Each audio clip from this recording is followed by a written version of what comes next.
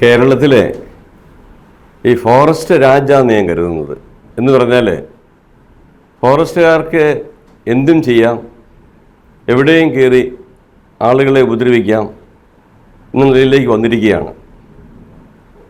എനിക്ക് തോന്നുന്നത് ഗവൺമെൻറ്റും അതുപോലെ തന്നെ രാഷ്ട്രീയക്കാരും ഒക്കെ ഈ ഫോറസ്റ്റ് ഉദ്യോഗസ്ഥന്മാരെ പേടിച്ച് കഴിയുന്ന ഒരു സാഹചര്യം ഉണ്ടെന്ന് ഞാൻ കരുതുന്നു.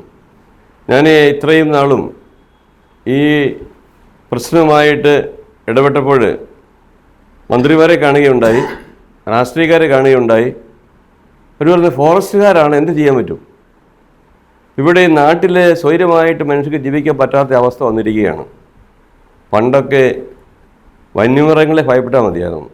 ഇപ്പോൾ വന്യമൃഗങ്ങളെക്കാളും ഭീകര ജന്തുക്കളാണ് ഇവിടെ ഫോറസ്റ്റുകാരായിട്ട് വന്നിരിക്കുന്നത്. ഇത് നമുക്ക് ഈ നാടിനെ ഏറ്റവും പ്രതികൂലമായിട്ട് ബാധിക്കുന്ന, ഈ നാട്ടിലെ സ്വൈര്യജീവിതത്തെ ഏറ്റവും കൂടുതൽ ബാധിക്കുന്നത് ഫോറസ്റ്റുകാരുടെ മനോഭാവമാണ്. ഫോറസ്റ്റ് എന്നുള്ളത് അത് ജണ്ടയിട്ട് വേർതിരിച്ചിട്ടുള്ള സ്ഥലമാണ്. അതിന് പുറമേ ഉള്ളത് ഫോറസ്റ്റ്. അങ്ങനെയാണെങ്കിൽ ഈ നാട്ടുകാർക്ക് പട്ടയം ഇല്ല എന്നുള്ള പേരിൽ എല്ലാം ഫോറസ്റ്റുകാരാണെങ്കിൽ ഈ നാട്ടിൽ ഒരിക്കലും ജീവിക്കാൻ പറ്റാത്ത അവസ്ഥ വരുന്നത്. എത്രയോ മനുഷ്യർ വർഷങ്ങളായി ഇവിടെ കൃഷി ചെയ്ത് ആ കൃഷിയുടെ ഫലം കൊണ്ട് ഈ നാടിന് ഒത്തിരിയേറെ ഐശ്വര്യവും ഒത്തിരിയേറെ പുരോഗതി ഉണ്ടായിട്ടുണ്ട്. ഇതെല്ലാം പട്ടയം കിട്ടിയ ഭൂമിയോ അല്ലെങ്കിൽ എല്ലാം കൃത്യമായിട്ട് ഇവർക്ക് എഴുതി കിട്ടിയ ഭൂമിയൊന്നുമല്ല. പക്ഷെ ഒരു കാലത്ത് കേരളത്തിൽ ഭക്ഷ്യക്ഷാമം വന്നപ്പോൾ ജനങ്ങളെ ഗവൺമെൻറ്റുകൾ തന്നെ പ്രേരിപ്പിച്ചുകൊണ്ടാണ് ഈ കൃഷിയൊക്കെ തുടങ്ങിയത്. ഇപ്പോൾ ഫോറസ്റ്റുകാരുടെ ഒരു വിളയാട്ടം എന്ന് പറയാൻ വേണമെങ്കിൽ ഞാൻ കാണുന്നത് അങ്ങനെയാണ്. ഫോറസ്റ്റുകാർ നിയന്ത്രിക്കാൻ ആർക്കും സാധിക്കില്ല എന്ന് പറയുന്നത്. ഇത് അവർ ഭീകര സംഘടനകളെക്കാളും കഷ്ടമാണ് ഫോറസ്റ്റുകാരുടെ ഇടപെടലുകളും അവരുടെ നടപടികളും. നിയന്ത്രിക്കാൻ പോലീസിന് പോലും സാധിക്കുന്നില്ല എന്നതാണ്. ഇത്രമാത്രം അധികാരം ദുർവിനിയോഗം നടത്തുന്ന ഒരു ഡിപ്പാർട്ട്മെൻറ്റ് ഈ കേരളത്തിൽ ഇല്ല എന്നുള്ളതാണ്. അതുകൊണ്ട് എവിടെയും എന്തും ചെയ്യാനായിട്ടുള്ള ഒരു ലൈസൻസ് ഫോറസ്റ്റുകാർ കൊടുത്തു തന്നെ വലിയ പ്രശ്നമാണ്. നമ്മുടെ നാട്ടിൽ സ്വൈര്യമായിട്ട് ജീവിക്കാൻ പറ്റാത്തത് കൊണ്ട് ഒത്തിരിയേറെ ജനങ്ങൾ പുറത്തേക്ക് പോവുകയാണ്. ഒരു കാരണം അതും കൂടിയാണ്. ഈ നാട്ടിൽ സ്വൈര്യത കിട്ടുന്നില്ല, ഗവൺമെൻറ്റുകൾക്കൊന്നും ചെയ്യാൻ സാധിക്കുന്നില്ല, അവർ നിസ്സഹായരാണ്. അതുകൊണ്ട് ഇപ്പോൾ ഇവിടെ ഞാൻ മനസ്സിലാക്കുന്നിടത്തോളം ഫോറസ്റ്റ് രാജാണെന്ന് ഞാൻ പറയുന്നു. അതിന് അറുതിയില്ലെങ്കിൽ ജനങ്ങൾ പ്രതികരിക്കേണ്ടി വരും. ഇവിടെ അച്ഛൻ സൂചിപ്പിച്ചതുപോലെ ഈ പ്രശ്നമുണ്ടായപ്പോൾ ഞങ്ങൾ അറിഞ്ഞിരുന്നു. പക്ഷെ ഞാൻ പറഞ്ഞു, ഇത് വലിയ ആഴ്ചയാണ്, നമ്മൾ അധികം പ്രതിഷേധപ്പെടുത്തി പോകണ്ട, എങ്ങനെയുണ്ടെന്ന് അറിയട്ടെ, അതിനുശേഷം നമുക്ക് പ്രതികരിക്കാമെന്ന് പറഞ്ഞിട്ടുണ്ട്. അപ്പോൾ അത് കാരണം പ്രതികരണം ഉണ്ടാവും, സംശയമൊന്നുമില്ല. കാരണം ഈ കുരിശ് അവിടുന്ന് മാറ്റണമെങ്കിൽ അവർക്ക് നേരത്തെ ഇവിടെ വികാരിയച്ഛനോടോ അല്ലെങ്കിൽ ജനങ്ങളോടോ പറയാമായിരുന്നു, അവിടെ നിങ്ങൾ വെച്ചിരിക്കുന്ന കുരിശ് മാറ്റിത്തരണം പറയാമായിരുന്നു. പറഞ്ഞില്ല.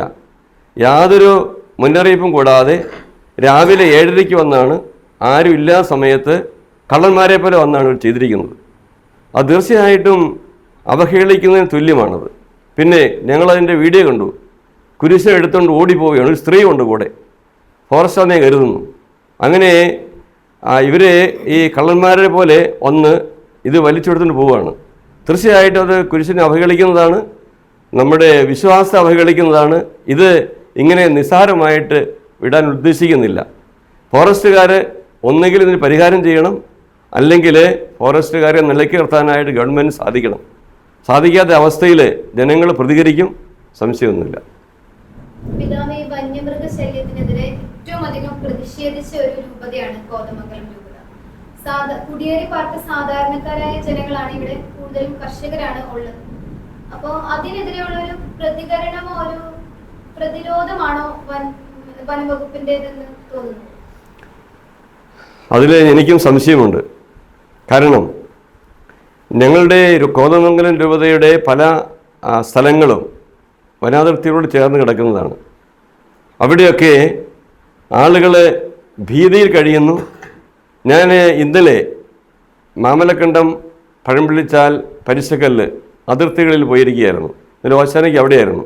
ആ ജനങ്ങളൊക്കെ പറയുകയാണ്, പിതാവ് ഞങ്ങൾക്ക് ജീവിക്കാൻ പറ്റുന്നില്ല, വന്യമൃഗങ്ങളുടെ ശല്യത്തേക്കാൾ കൂടുതൽ വനപാലകരുടെ ശല്യമാണെന്ന് അവർ പറയുന്നു. എന്തു ചെയ്യാൻ പറ്റും? ഈ നാട്ടിൽ സ്വൈര്യതയോടെ ജീവിക്കാൻ സാധിക്കുന്നില്ല. അപ്പോൾ ഈ കോതമംഗലം രൂപതയിൽ നിന്ന് ഇതുവരെ പ്രതികരണം വരുമ്പോൾ അവർ പ്രതികാരം ചെയ്യുന്നതാണ് സംശയമുണ്ട് എനിക്ക്. ഫോറസ്റ്റുകാർ ഈ ഇതിന് എതിരായിട്ട് ഏതെങ്കിലും രീതിയിൽ ഈ പ്രതികരിക്കുന്നതാണോ എന്നും എനിക്ക് സംശയമുണ്ട്. ഇതാണ് ഒരു ചോദ്യം. ഇതാണ് ഈ കഴിഞ്ഞ ദിവസം ഈ ഫോറസ്റ്റുകാർ വന്ന് ഈ ചെയ്തത് റവന്യൂ വകുപ്പിന്റെ ഒത്താശയോട് കൂടിയാണ്, അല്ലെങ്കിൽ അവരുടെ ഉദ്യോഗസ്ഥന്മാരുടെ സഹായത്തോടു കൂടിയാണ് വന്ന് പിടിച്ച് മാറ്റുകയും ഇങ്ങനെ ഒരു വിഷമകരമായ അവസ്ഥ ഉണ്ടാക്കുകയും ചെയ്തത്. അപ്പോൾ ഈ ശരിക്കും പറഞ്ഞാൽ ഇത് കരുതിക്കൂട്ടി, പ്രത്യേകിച്ച് നമ്മളെ സംബന്ധിച്ചോളം ഈ നോമ്പിന്റെ അവധി അല്ലെങ്കിൽ അതിന്റെ അനുഷ്ഠാനത്തിന്റെ ആ അവസ്ഥയിലേക്ക് പോകുമ്പോൾ നമ്മൾ കൂടുതൽ ശ്രദ്ധിക്കത്തില്ല, നമ്മൾ കൂടുതൽ പ്രതികരിക്കുന്നില്ല എന്നുള്ള ചിന്ത അവരുടെ ഭാഗത്തുനിന്ന് ഉണ്ടായതുകൊണ്ടും അവരുടെ മനഃപൂർവ്വം ഗവൺമെന്റിന്റെ എല്ലാ സംവിധാനങ്ങളും കൂടിയാണ് അവർ ചെയ്തത്. അതിനെക്കുറിച്ച് ഇതാണ് പറയുന്നത്. ഞാൻ ആദ്യം സൂചിപ്പിച്ചല്ലോ, ഈ ഫോറസ്റ്റുകാരെ എല്ലാവർക്കും ഭയമെന്ന് ഞാൻ മനസ്സിലാക്കുന്നത്. ഞങ്ങൾ രാഷ്ട്രീയക്കാരെയും അതുപോലെ തന്നെ മന്ത്രിമാരെയും കാണുകയുണ്ടായി. ഫോറസ്റ്റുകാർ പറയുന്നതിற்கு വ്യത്യാസത്തോടെ ചെയ്യാൻ പറ്റുന്നില്ല. ഇപ്പോൾ ഒരു വന ഭേദഗതി നിയമം ഉണ്ടാക്കി, അത് ഡ്രാഫ്റ്റ് കൊണ്ടുവന്നു. അപ്പോൾ പറയുന്നത് എന്താണെന്ന് വെച്ചാൽ അത് ഫോറസ്റ്റ് ഉദ്യോഗസ്ഥന്മാർ എഴുതി കൊടുത്തതാണ്, മന്ത്രി അത് പറയുന്നത്. അല്ലാതെ മന്ത്രിക്ക് പ്രത്യേകമായിട്ടൊന്നും പറയാനില്ലെന്ന് പറഞ്ഞു. ഫോറസ്റ്റുകാർ എഴുതി തന്ന് ഞാൻ വായിച്ചു.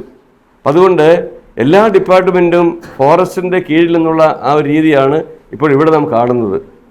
അതുകൊണ്ട് ഈ സമുദായത്തെ അല്ലെങ്കിൽ ക്രൈസ്തവ സമൂഹം ഇവിടെ ചെയ്തിട്ടുള്ള കാര്യങ്ങളെ തമസ്കരിക്കാൻ വേണ്ടിയുള്ള ഒരു പ്ലാൻ ചെയ്തിട്ടുള്ള പദ്ധതിയാണെന്ന് ഞാൻ കരുതുന്നു.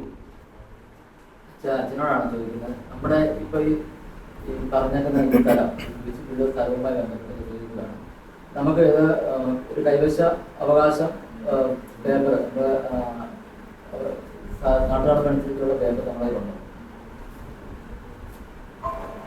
പട്ടയമില്ലാത്ത സ്ഥലത്തിന് കൈവശ രേഖയാണുള്ളത്. ആ എഴുതി തരുന്ന ആള് അത് മുദ്രപത്രത്തിൽ എഴുതി തന്നിട്ടുണ്ട്. ആ ഒരു രേഖ നമ്മുടെ കയ്യിലിരിപ്പുണ്ട്.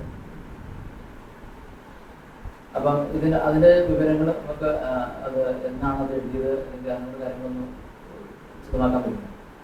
കഴിഞ്ഞ ഒക്ടോബർ മാസത്തിലാണ് ഈ സ്ഥലം പള്ളിക്കായിട്ട് എഴുതി തരുന്നത്.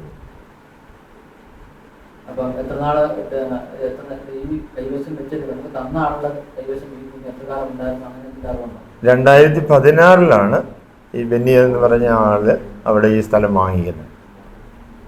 വേറെ ആളിൽ നിന്ന് വാങ്ങിച്ചതാണ്. അത് കൃത്യം എനിക്ക് അയാളെ അറിയില്ല.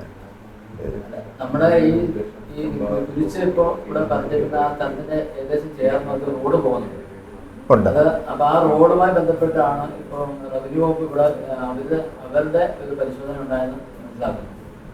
അത് ശരിക്കും പറഞ്ഞാൽ ആ റോഡ് പോകുന്ന ഭാഗത്തായിരുന്നു കുരിശ് ഉണ്ടായിരുന്നത്. അതോ അത് ഭാഗത്തായിരുന്നു കുരിശ് റോഡിന് ഉള്ള സ്ഥലം എടുത്തതിന് ശേഷം അതിന് അപ്പുറത്തെ മറുവശത്ത് ഇടതുവശത്താണുള്ളത്. ഒരിക്കലും റോഡിലല്ല. റോഡിൽ നിന്ന് ഈ സ്ഥലത്തേക്ക് പ്രവേശിക്കത്തക്ക വിധത്തിലാണ് സ്ഥലം ലഭിച്ചിട്ടുള്ളത്.